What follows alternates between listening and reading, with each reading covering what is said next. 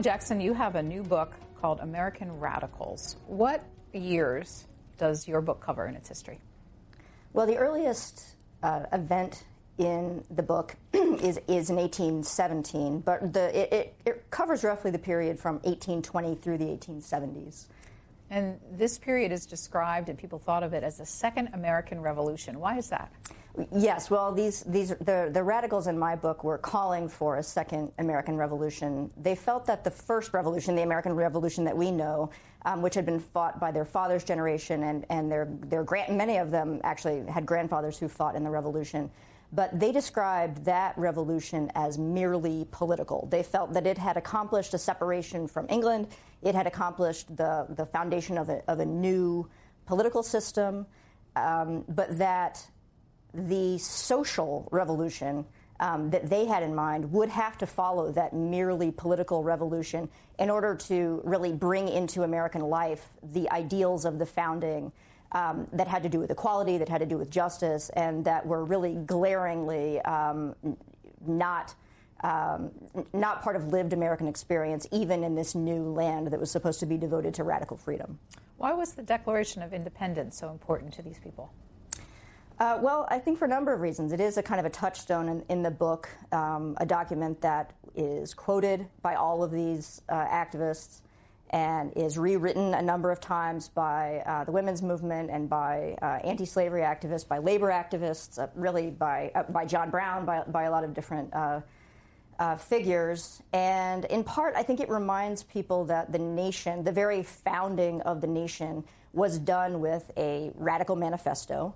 That it was an act of protest, and I think that they thought that it was a powerful protest technique to hold Americans to their own standard, to say, surely these are our values, these are our political values, as stated in our founding document, and they wanted to be true to it, and they wanted to rewrite it to kind of extend and they wanted a kind of rolling revolution where the values of the American Revolution could be modified moving forward, and they actually felt that the Founding Fathers had built that in with the amendment system.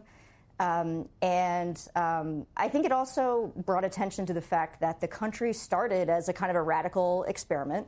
It was going to be a new kind of community that the people would make up together, and that it was very recent. I mean, we're talking here about the beginning of the 1820s. This is very recent. For the people living at that time, and there was a feeling that it could be done again, maybe better.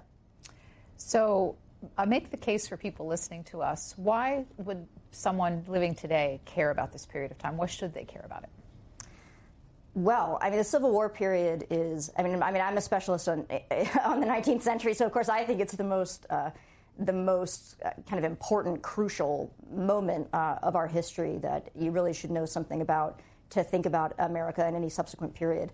But in terms of thinking about this period, reframing it as a period of kind of a golden age of activism and of social justice mobilization, we're living in another such moment, I think, where Americans are coming out and getting engaged, and politics is feeling a little bit less like a spectator sport for people on the left, and that a lot of the same social issues that the book covers are still the ones that are relevant today. People in this book were really outraged by issues like family separation and like sexual assault on women and the devaluation of black lives, et cetera. And this period provides a really crucial precursor to our own moment. So a couple of touch points that you write about that I wanted to put on the record. First of all, 1824, the first election without a founding father on the ballot. Right. Why was that significant to people? So people think of the 1820s or the Jacksonian period as a period of democratization in American politics. Voting requirements were loosening up so that you didn't have to be a property holder to vote. So people were welcoming an era of universal male suffrage, which meant universal for white men. So there was a feeling that a kind of like a populist politics was taking hold in the 1820s. And it was also significant, that election was also significant because the founding generation was passing away. So the introduction starts on the 4th of July, 1826, which they called it the Jubilee. It was the 50th anniversary of the signing of the Declaration of Independence and the birth of the United States. And on that day, both John Adams and Thomas Jefferson died, famously, which people took to be some sort of possibly a message, like a divine message. But it also definitely suggested that a passing of the guard moment that some people felt a great deal of anxiety about. The founders had been there and had seen the revolution, had engineered this new political system, and then had shepherded the country through for a period of time. And this was a moment where a new generation was going to have to, if the nation was to survive, a new generation was going to have to take on the challenge of that perpetuity. And it was in a moment when increasingly that kind of the sectional crisis over slavery was really heating up after 1820. And so the obstacles to that continuity were felt very acutely. During that time, also, the Marquis de Lafayette, famous Revolutionary War hero, made a triumphal tour of America. Yes. How widely was that covered in the American press as it exists in that time, and what did it mean to people? It was the event. He was called the nation's guest, and everywhere he went, the entire towns closed down business and turned out. There were massive parades. He was welcomed in all of the states. And people were weeping openly, and they were throwing flowers from every window, and they were pulling him with 6 white horses and beautiful carriages, and he was welcomed, of course, by the president and all of the living presidents and all of the Washington elite and the cultural elite everywhere. And for my purposes, what's interesting about that is that he is a link, a personal link to that revolutionary history. And when he came to the United States in 1824 to start this triumphant kind of victory lap tour around the nation's 50th anniversary, he had as his secret guest Frances Wright, who ended up being the most notorious activist and kind of leftist figure of her moment. And she was, in all likelihood, she was his young mistress. She was at least accompanying him in a kind of a secret way. And they exchanged very intimate letters. And so, in a way, that relationship provides, at the beginning of the book, that link between the revolutionary moment and the history there, and then she is a kind of a starting point for a certain genealogy of the activism that moves forward from that point. I want to talk about Fanny Wright later on, but staying with this period of time, another Frenchman made a tour of the United States during that same period. Alexis de Tocqueville went back in 1835, published Democracy in America, his view for Europe of what was happening in the United States. How did Americans view his work and his observations of our society at that point? Was it impactful? Well, it's interesting.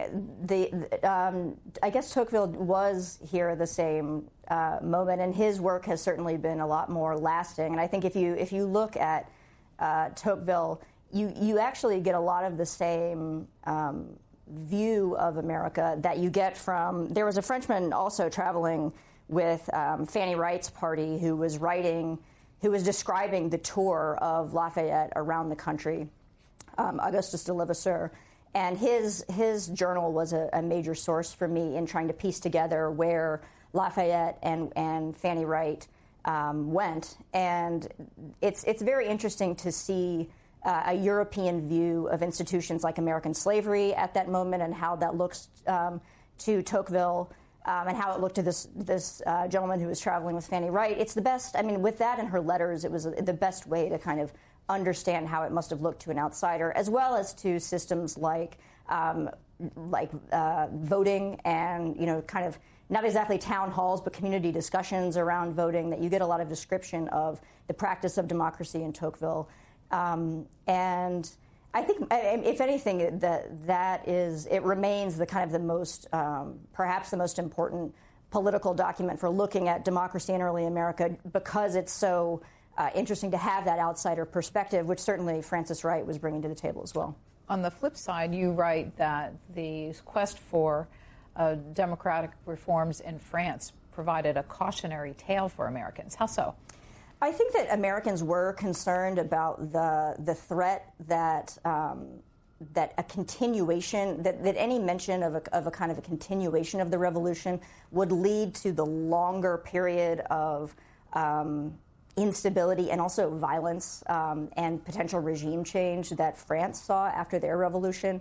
So there was a feeling that that the United States had established a working system and social peace after the revolutionary period. And so there was actually a kind of a conservative period that was focused on kind of state making, and it was also, it really saw also the desecularization of America, meaning Americans were becoming more religious during this period. So there was a kind of a conservative turn, and part of that was to say what the founders did is final, and that this is not a social system that can be remade with every generation, and that we kind of need to just freeze in amber what we have. And yes, that France, the violence of France, continued to be a cautionary tale. I mean, really, even throughout the century, you have the Paris Commune in 1871, which provided this scare around the idea of communism that really shaped the labor movement in the American context in the late century as well, and also just the mainstream response to those movements.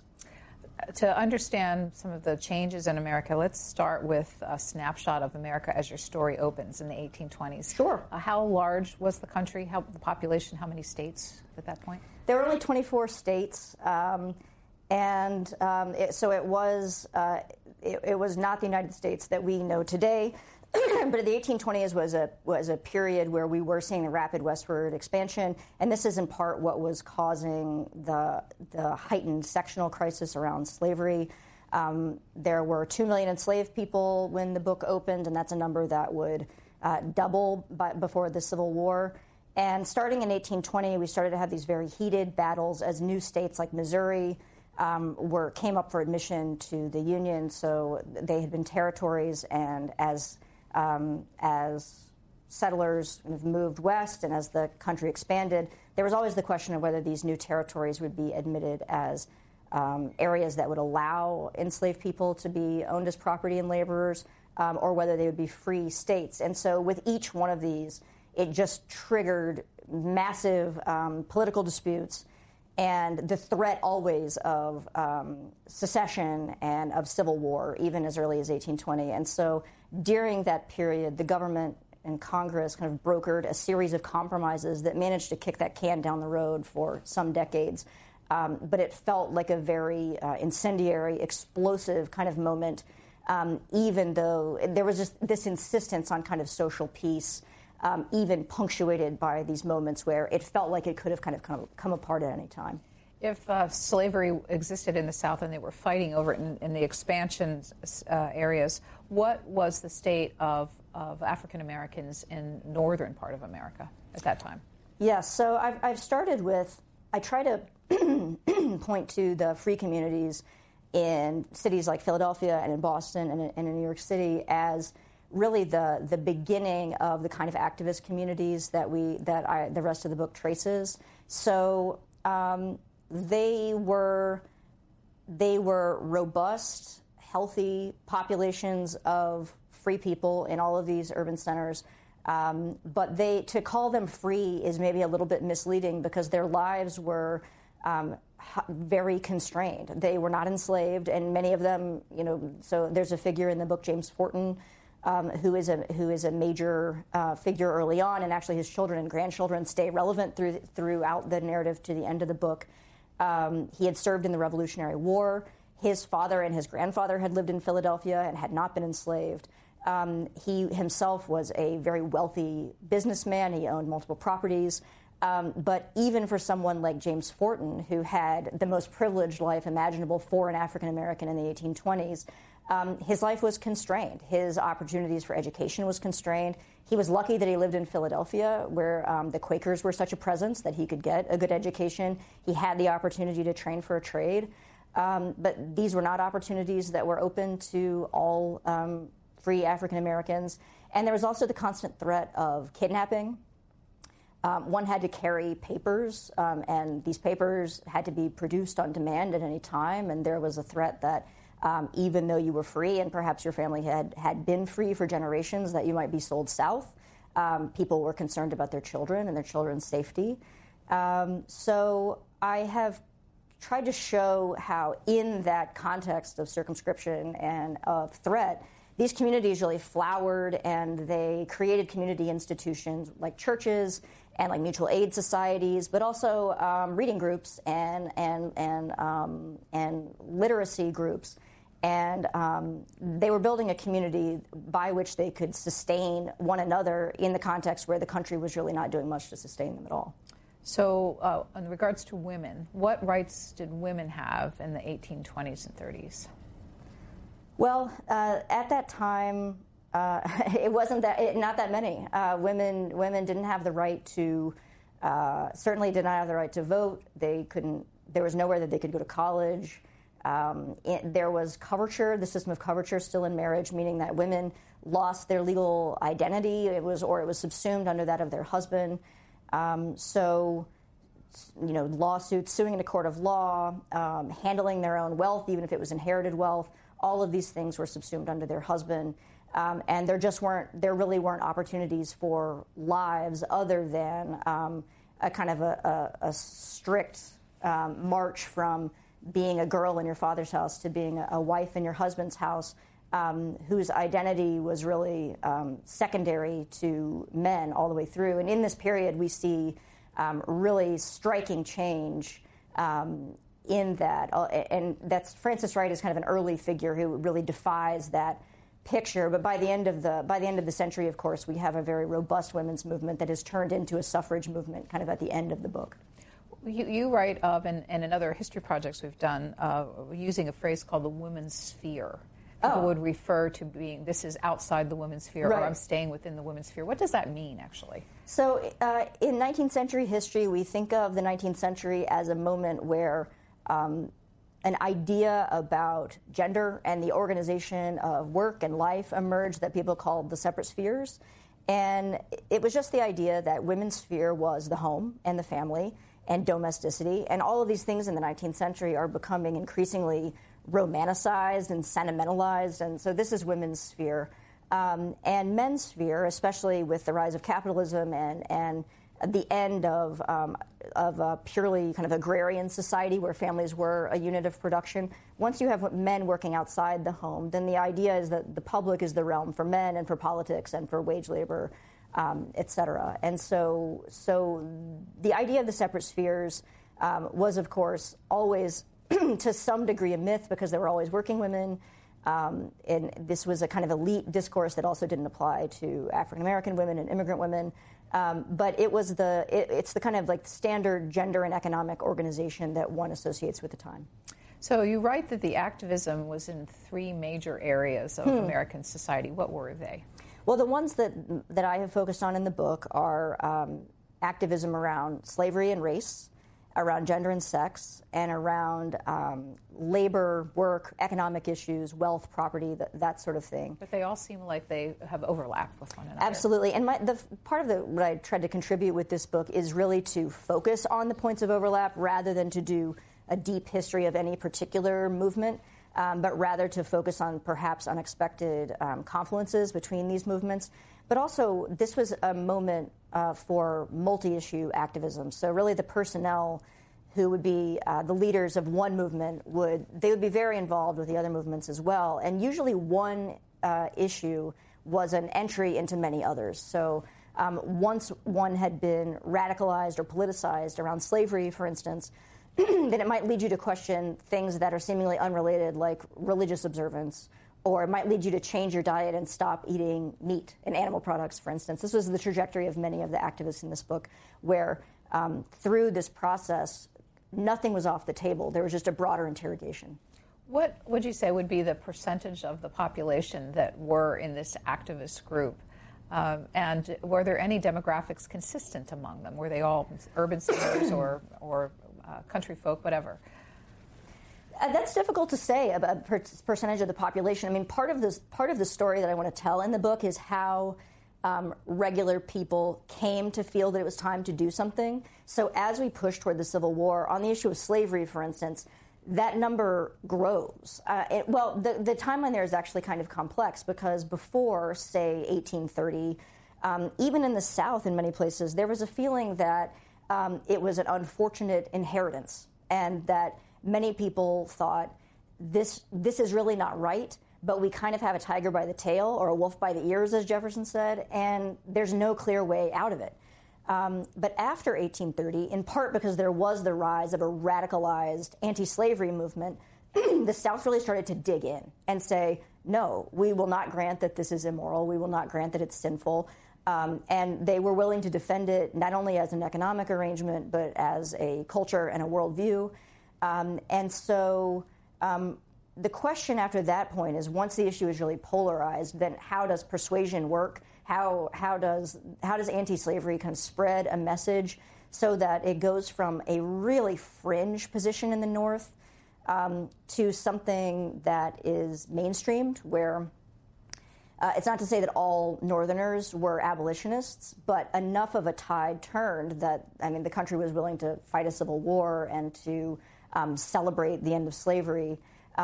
And even other movements, in terms of thinking about how many people were involved, even a movement like the book talks about two waves of utopian socialism, the first under Robert Owen and the second under Charles Fourier. Even that the wave of socialism under Charles Fourier, the leading historian of that movement estimates at least 100,000 participants. Wow. And anti-slavery was much bigger than that. So even by 1840, there were 200,000 members of the kind of the biggest national anti-slavery group.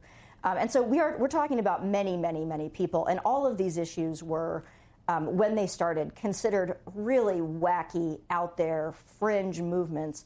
But their success is in part that we see these numbers kind of creeping up, and that now many of the ideas in the book still seem out there, like the abolition of marriage, et cetera. But for many of the ideas now seem like common sense. So it's really the trajectory from a group of activists that grow to a movement that ultimately become mainstreamed over a long period of time. Right, or that at least hit a critical mass, and that they're able to convince people they're able to convince people to change their minds, but also they're able to put a narrative out there that makes people think that it might be time not just to hold private views that you maybe discuss with your family, or that you hold privately and you agree with the thing you read in the newspaper, but actually to act in the world. And that's been an interesting question to me, is what were those moments where people became outraged enough to want to do something? So you tell some great stories about real characters during Sure. this period, and I want to get a few of them on the record so we can entice people to the book. Some of them are very well known. Everyone's studied in their high school history books, and I'm going to start there with the well-known names. John Brown. Yes. What inspired John Brown's radicalism? John Brown's father had been an abolitionist, and he was just a very singular, very orthodox Christian who believed that slavery was a terrible sin in the eyes of God. He was very motivated by religion in his anti-slavery views, and he felt that he would be God's instrument. I mean, he felt that everyone was called to be God's instrument against slavery. But he had grown up. He had grown up in an anti-slavery family.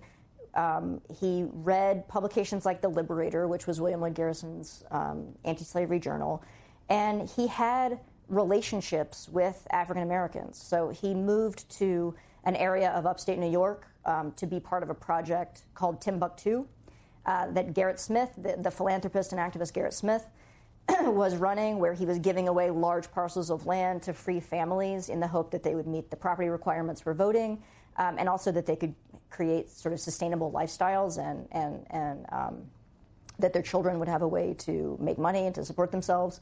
And he participated in that, and he started slowly over time to recruit black leaders and also white financial backers, and started telling people over the course of decades that he had an eventual plan to go to the heart of the slave power and to basically overthrow what he saw as a kind of a usurping American government that was upholding slavery when it was opposed to American values and to Christianity. And this is the kind of the tension, again, that the title of the book tries to capture, and that we were talking about a little earlier with the Declaration of Independence.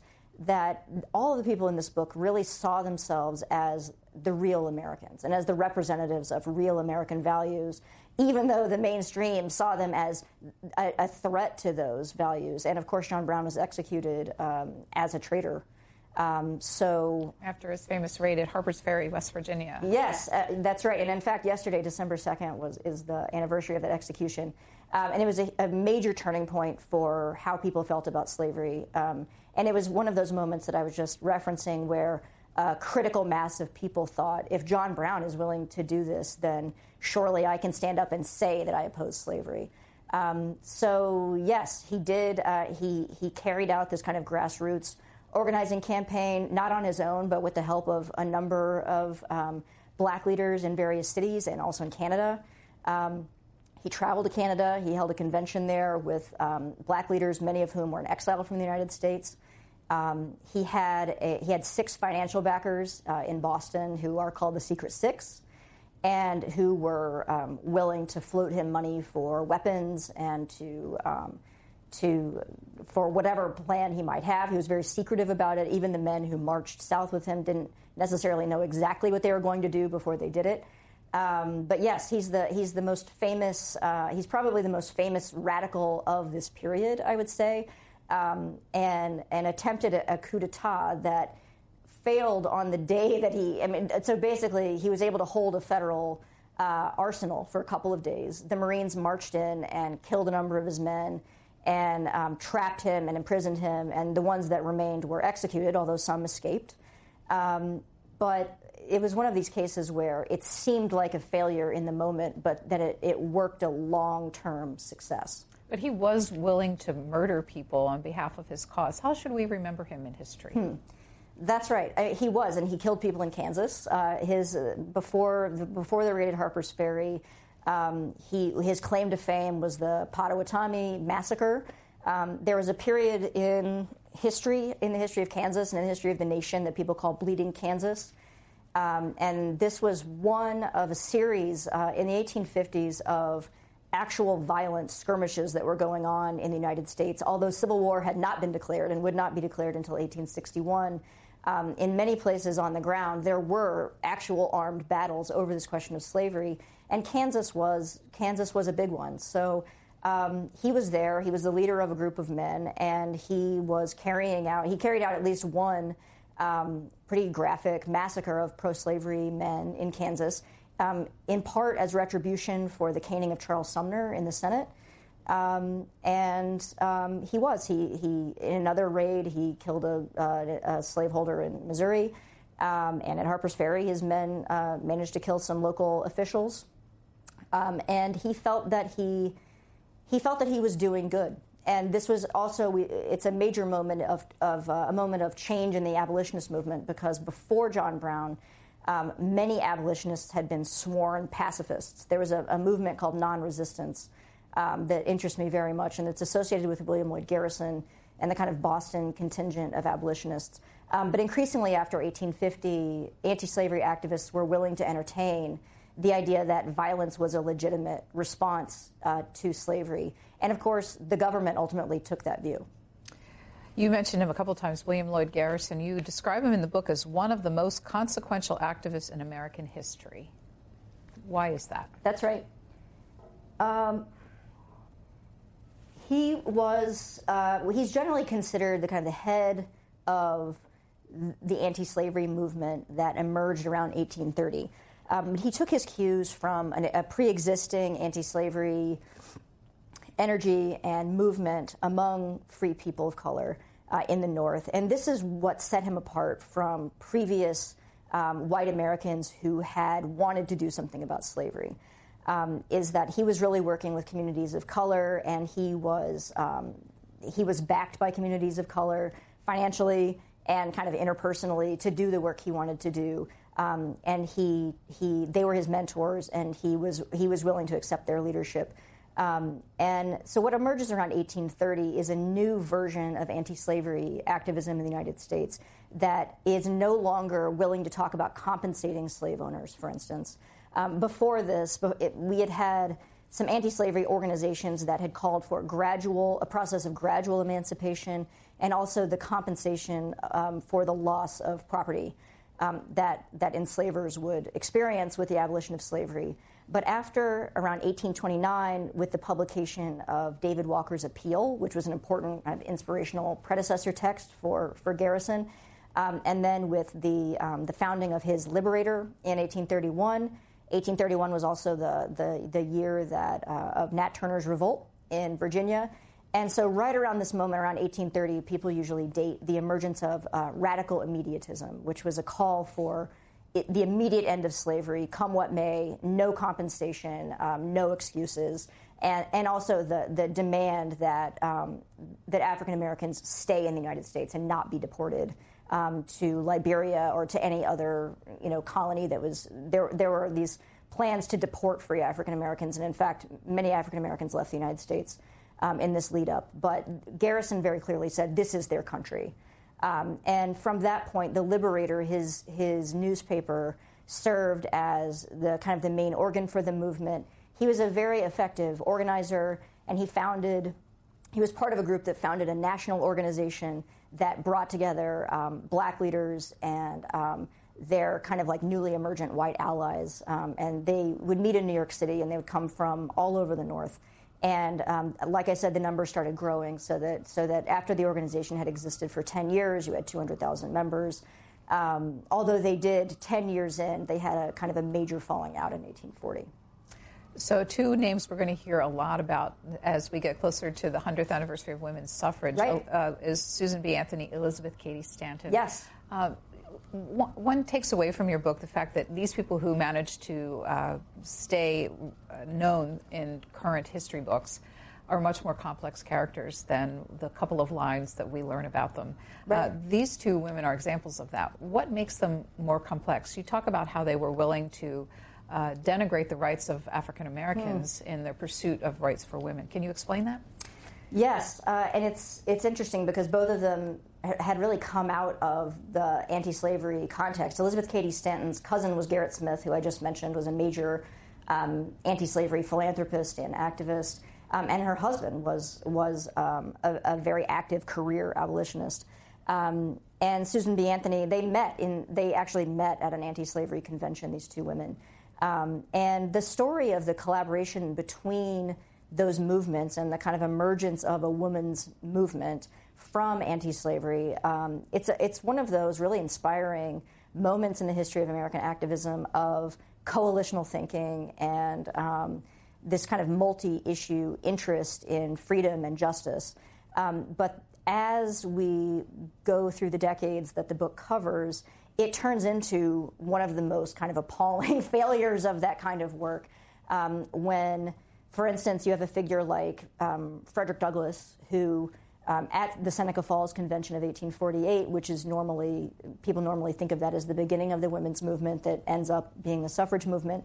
The women at that convention were ready and poised to abandon suffrage as a goal. They thought it was too out there and that it would make their movement ridiculous. They had other things that they wanted. They wanted to be able to be public authorities. They wanted equal pay for equal work. They wanted educational opportunities. They wanted to be able to speak as religious authorities. They were concerned about the kind of psychological warfare that makes women feel inferior. But the vote seemed very, I don't know, they thought that it would just be too much. And Frederick Douglass stood up and said no. He was the one who really saved it in the debate and said, no, this is the right by which you can attain the others. Like, if you get the right of suffrage, then you will be able to have a stake in politics, and elected officials will have to listen to you. And so, indeed, they kept suffrage on the platform. And really, when we talk about Stanton and Anthony now, we know them as the leaders of the suffrage movement. But in the post-war moment, this kind of multi-issue activism that had really forged these movements in the antebellum period turned into, on their part at least, a kind of a land grab for rights. They were really furious when it became clear that black men were going to get the right to vote before white women were.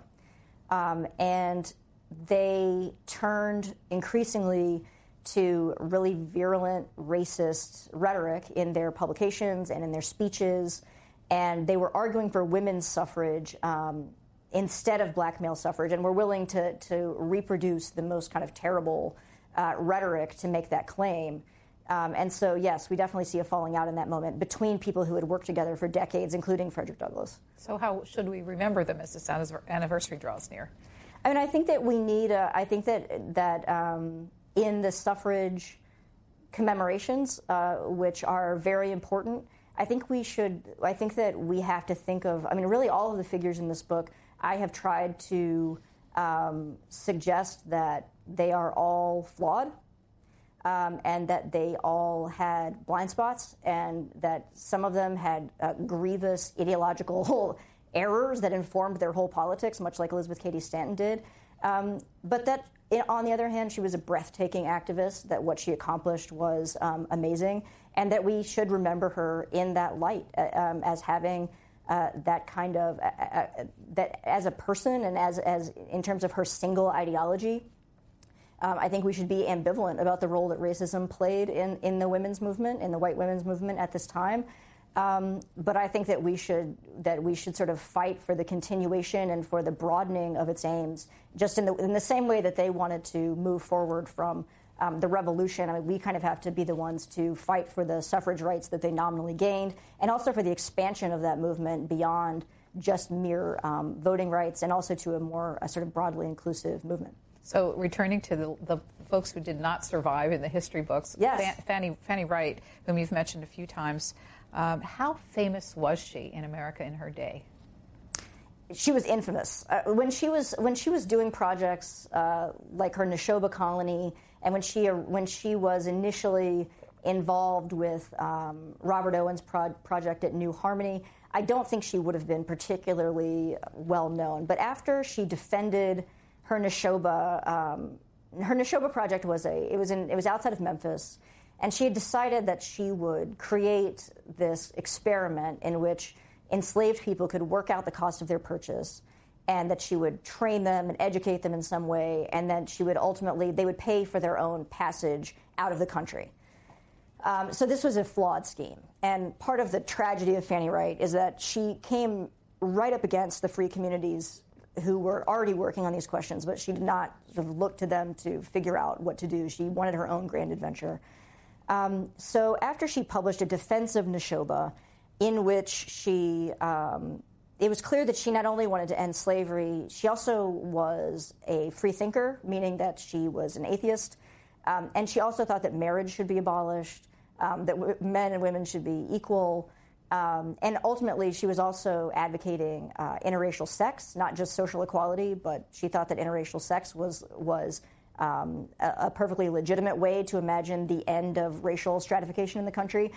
All of these ideas were basically the third rail of American thought, and so after that point, she was notorious. And so for the rest of the century, just the name of Fanny Wright, Fanny Wrightism, being a Fanny Wright man, even long after she's dead, this is a kind of a refrain that the press and others will use to say that anyone who's interested in progressive politics believes in all of these kind of very fringe, at the time, issues. And so it was used as a scare tactic, mainly. So after that, she was quite well known. And you say today she's just memorialized in a highway marker outside of Memphis. Yes, and she's another, all of the figures in this book, they are kind of ultimately ambivalent figures when you look at what they accomplished. She is an early kind of cautionary tale in the book because, of course, she actually purchased and enslaved people in her plan to free them. And she left them there for a couple of years while she went on a speaking tour. She moved to New York City. She was editing a radical magazine and sort of working with the labor movement on kind of working men's rights. And eventually she finally went back to Memphis and took the people that she legally owned to Haiti. But she's kind of she's one of these figures. She was again, like a really breathtaking, unusual life, but ultimately pretty flawed. Who was Anthony Burns, and why do you think he deserves a marker on Boston's Freedom Trail? Anthony Burns was a man who was a fugitive from slavery, and he had made it to Boston. And he had been living in Boston for a couple of years when, in 1854, he was leaving work, and a slave catcher that had been sent by his enslaver in Virginia to come and get him tapped him on the shoulder, and some guys jumped out and detained him. And this was the third very publicized, very famous fugitive slave case in the city of Boston. After the Compromise of 1850, part of that compromise between the North and the South, it was another one of these attempts to forestall civil war by maintaining the balance between slave states and free states in the Union. And part of what the North had agreed to was a stricter fugitive slave law that had criminalized aid to fugitives. So essentially everyone in the North was a deputized slave catcher in a certain way, that if you offered help, if you didn't go to the authorities, that you were aiding and abetting a fugitive, which was a crime. And so this became a huge question, and this was the third one of these cases that was really famous in Boston. And it was also the home of the largest anti-slavery movement in the country. And the question was, would local officials in Boston bow down to the slave power and bow down to this federal law, even if it was wrong? Would they, increasingly people in Boston and in the North were feeling that no, that they were willing to commit civil disobedience and that they had in mind what they called the higher law. They felt that there was a higher law written in the human conscience, and that if the Constitution and the Supreme Court and the President of the United States told you to do something immoral, that you should break that law. And you said 50,000 people came out to protest in Boston. That's right. So he was, first of all, they held him in the courthouse. So he had not committed a crime, but he was being detained in the courthouse. And so before the protest, before that 50,000 strong protest, there was a direct assault on the courthouse where he was being held captive. So in Faneuil Hall, very famous, still remains a famous building in Boston, there was an anti-slavery rally led by Wendell Phillips and Theodore Parker, and they sort of rallied the crowd to flood down the street into Court Square. And there was a group there that they had hatchets, and someone had climbed up and extinguished the streetlight. And they eventually found a big battering ram, and they smashed it through the door of the courthouse, and they came into direct conflict with the police. One of the men who had been deputized to guard the prisoner was killed in this scuffle, and this was a kind of a big moment because, as I said, in Boston at least, abolitionism was very closely associated with pacifism. And so this was the first moment when we really see abolitionists directly kind of willing to be violent to free one enslaved man. And after that, yes, the city was essentially under martial law. So the president was Franklin Pierce, and he was a New Englander, a New Englander himself. But he was basically all of the presidents of the 1850s were Northerners who were friendly to the Confederacy, or what would become the Confederacy, were friendly to the slave power. They were called dough-faced Democrats. That was the not nice term for them. And he sent in the militia he sent in federal troops to back local militias and to occupy downtown Boston. And so they had the weapons of war, and they trained them on civilians who continued to turn out every day while there was a trial. The trial was just to determine his identity only.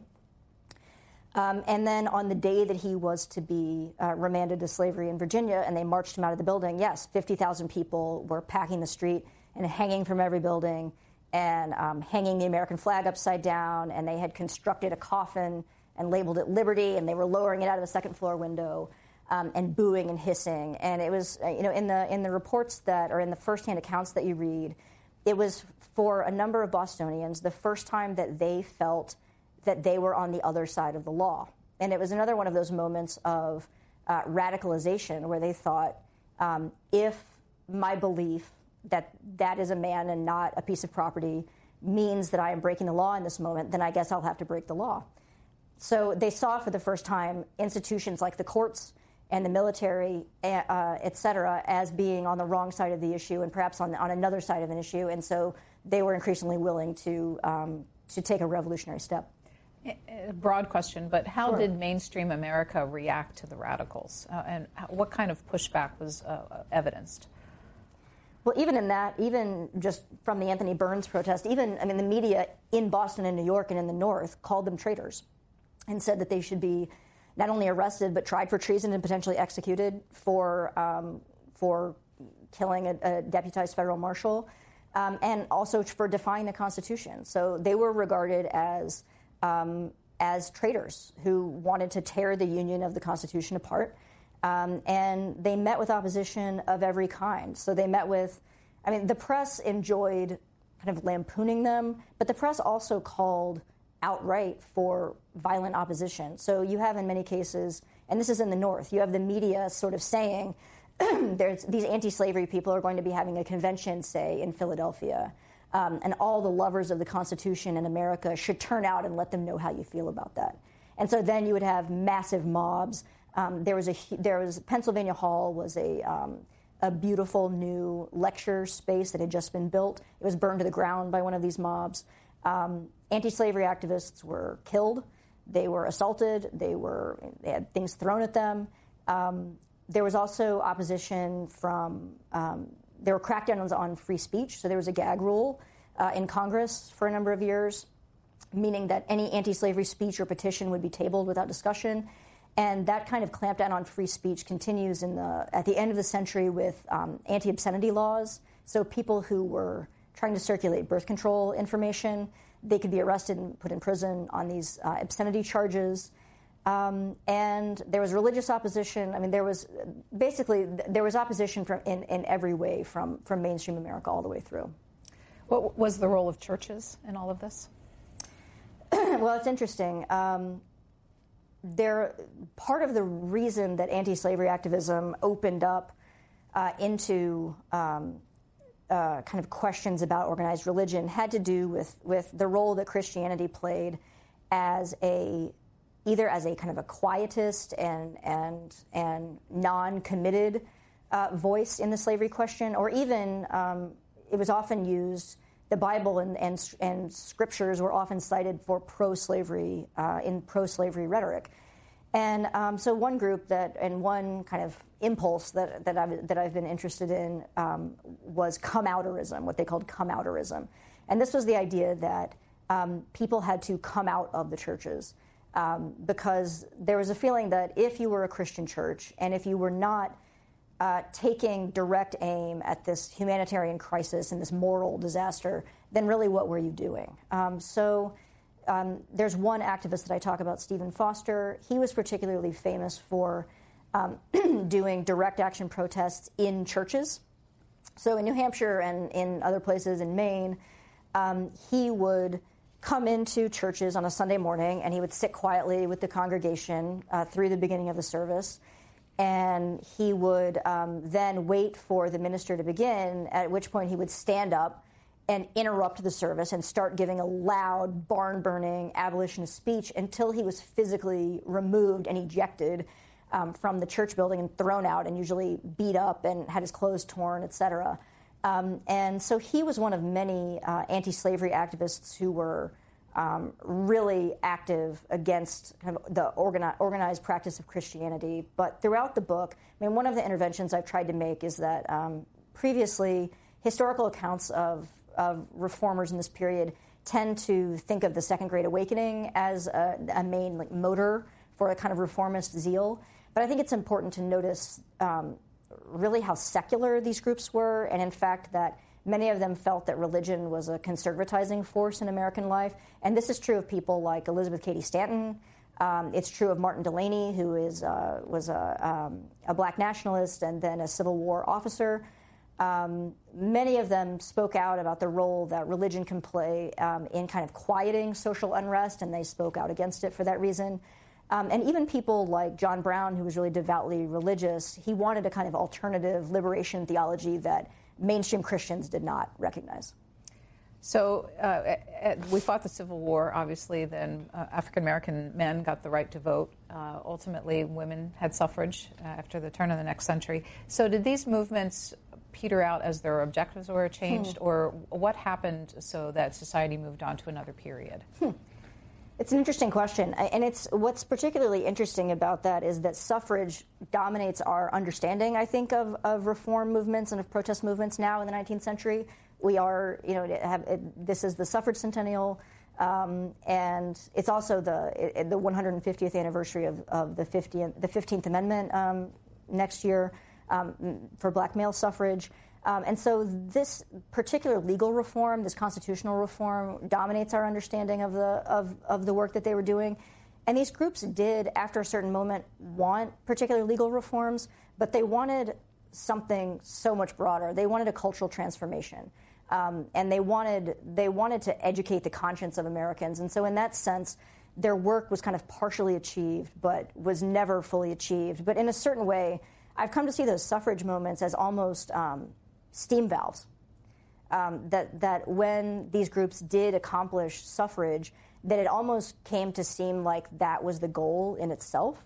But of course, the reason that these disenfranchised groups wanted the vote was to leverage political power to achieve other aims. So the mere right to vote was itself not the prize, right?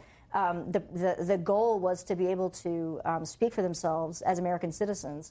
And voting rights themselves, as we've seen, I mean, we're in a moment of a kind of a crisis of confidence in elections in America, and also of widespread disenfranchisement. I mean, we've seen how easily voting rights themselves can be stripped away, how easy it is just to not let people exercise the right that we presumably have to vote. And so I think we have to, when we think about the legacy of those movements, we have to look to a couple of things. One, what is it that they wanted to use the vote to get, and where are we with these issues? And two, also, how did these disenfranchised groups for so long exert change without the vote? Because it may be that with these waves of disenfranchisement, that we have to think again about how to make social change beyond the ballot box. In your acknowledgments, you described this period of time in the book as shocking, and you've described a few of the shocking incidents, occasionally funny and profoundly consequential. You made the case for profoundly consequential. Tell me an occasionally funny story.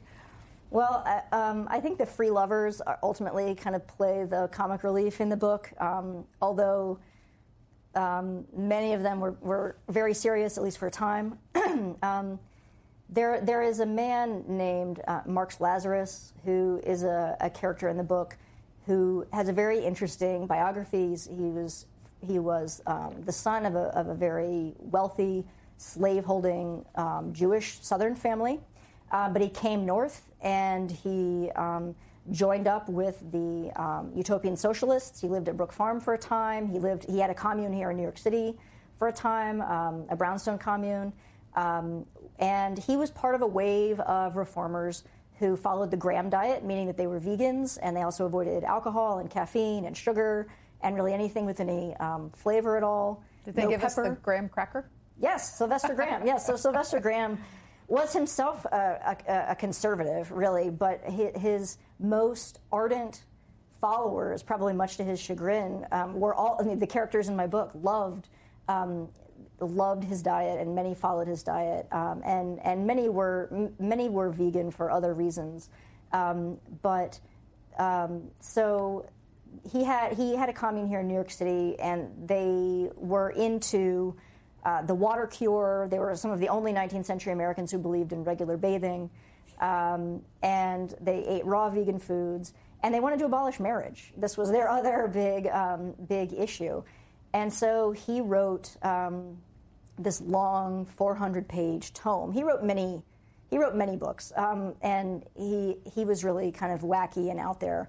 But his most famous book was called Love versus Marriage, and it was about how passional attraction, as they called it, should not be limited to marriage, and indeed that marriage was bad for communities, bad for citizenship, and should be abolished. And this book was debated in the New York Tribune by people like Henry James Sr. and Horace Greeley.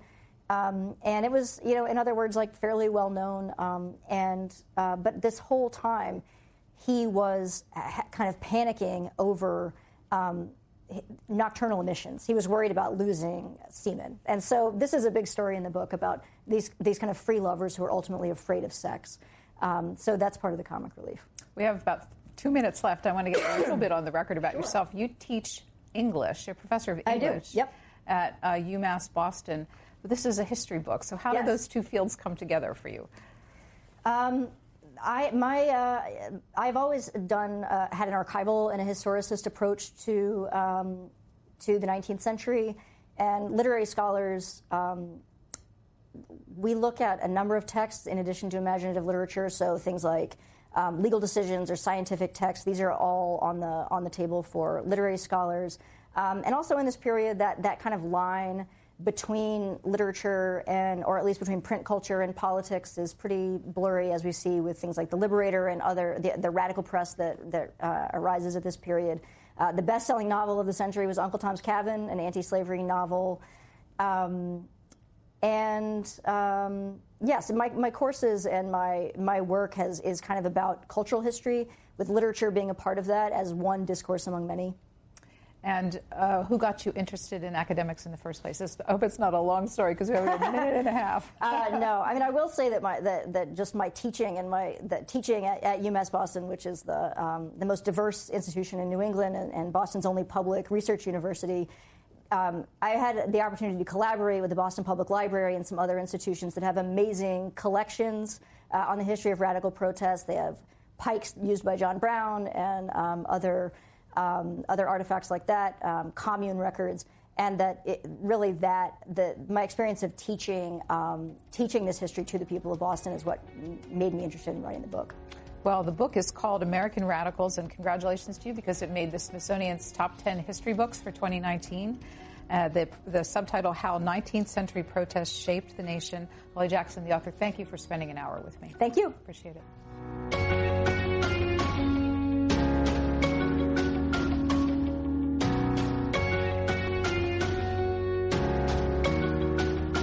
All Q&A programs are available on our website or as a podcast at cspan.org.